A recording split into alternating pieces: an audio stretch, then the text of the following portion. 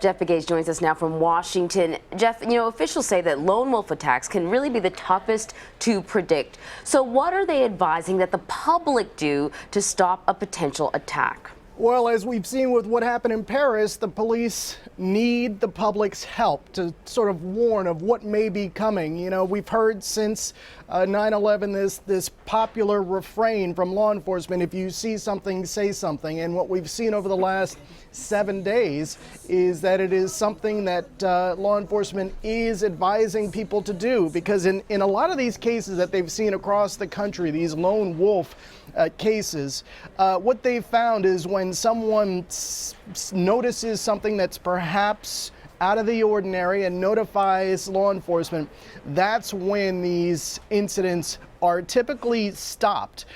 So it is a combination of human intelligence in that when someone speaks up, says something to law enforcement, that's when a lot of these cases are stopped or thwarted. And that's why you hear law enforcement really across the country. It's not just federal law enforcement officials, but local as well, advising people to really pay attention to your surroundings and people you may interact with.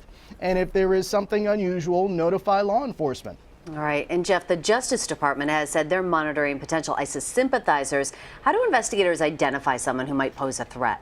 Well, they're looking at social media. That's one tool that they use, because what they've found is that ISIS is so remarkably active through social media. And then you see all these propaganda videos that ISIS releases. So if there's any type of social media interaction from potential sympathizers, that's what law enforcement is looking at in this day and age. And so that's where a lot of these investigations start. And that's what we found from talking to our law enforcement sources, but also you read the court documents when they apprehend someone, and often it is that social media link that gives law enforcement a clue as to what's happening.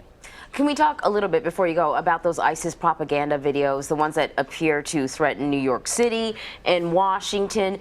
Just how confident are officials that those videos really don't indicate a credible threat to either of those two cities? Well, they're pretty confident. They'll tell you that. But that's why they're also saying, listen, there is no specific or credible threat, but if you see something, say something. So they're as confident as they can be. They feel like they've made all the preparations they can possibly make, and they have the resources that they have at this point that can help thwart any potential threat. But the message that we have been hearing, despite this daily onslaught from ISIS threatening attacks, what we're hearing from law enforcement is the same thing, that there is no specific or credible threat against the United States. All right. Jeff Pegues for us in Washington. Thank you.